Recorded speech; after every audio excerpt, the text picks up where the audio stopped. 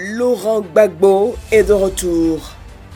Acquitté par la Cour pénale internationale, il regagne Abidjan ce jeudi. Face à lui, un État résolument engagé à bâtir une nation avec tous ses fils. Tout part d'une décision, celle du chef de l'État Alassane Ouattara d'impulser une dynamique nouvelle au processus de réconciliation nationale. Ils sont libres de rentrer en Côte d'Ivoire quand ils le souhaitent. Les frais de voyage de M. Laurent Gbagbo ainsi que ceux des membres de sa famille seront pris en charge par l'État de Côte d'Ivoire. Les dispositions seront également prises pour que M. Laurent Gbagbo bénéficie, conformément au texte en vigueur, des avantages dus aux anciens présidents de la République de Côte d'Ivoire. Une décision saluée dès les premières heures par les populations qui y voient un coup d'accélérateur à l'unité nationale. Avec elle, Charles Blé Goudé, président du COJEP. Je voudrais saluer cette décision du chef de l'État ivoirien qui, à n'en point douté, participera à la décrispation de l'environnement sociopolitique dans notre pays. Sur le terrain, les choses ne se font pas attendre. Le 30 avril à la primature, le chef du gouvernement Patrick Achi reçoit la plateforme EDS.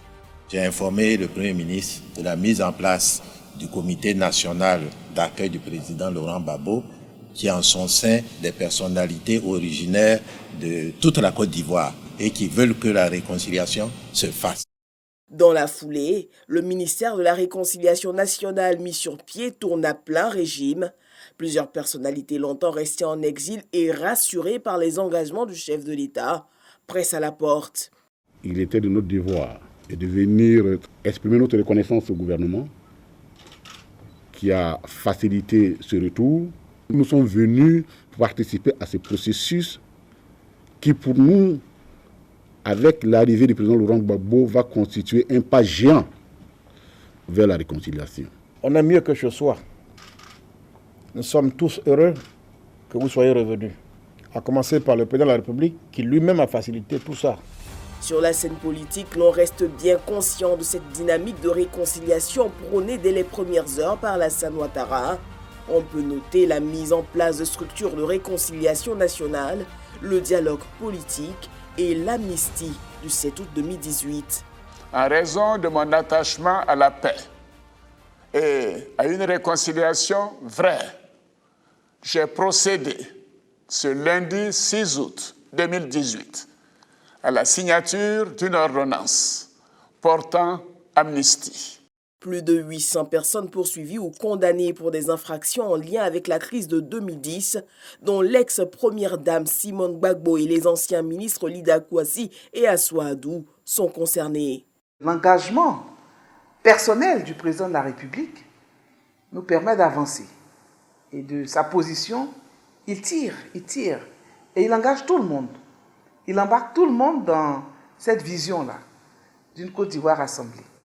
Une vision partagée par la plateforme EDS. Je me réjouis du fait que ce retour se fait en collaboration avec le pouvoir actuel. Ça, c'est une bonne chose. Il faut qu'on ait une réconciliation vraie pour une paix durable. Et je pense que le moment est venu de le faire. Pour le directeur exécutif du RHDP, l'heure est à la construction de la nation. Hommes politiques que nous sommes, nous menons des combats conformément à nos convictions.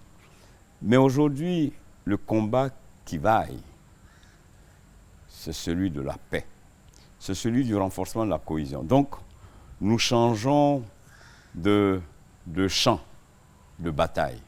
Et je voudrais appeler tout le monde à s'inscrire dans ce champ de bataille pour la paix, pour la cohésion.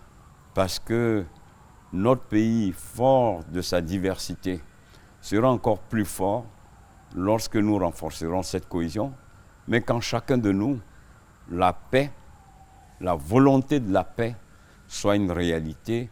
Et le chef de l'État Alassane Ouattara va plus loin.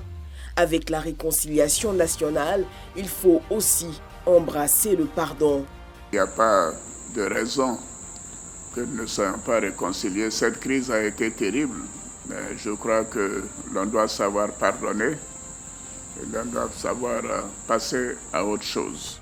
Passer à autre chose, tourner ensemble les sombres pages du passé, la Côte d'Ivoire solidaire veut aujourd'hui se construire dans son unité. Retrouvez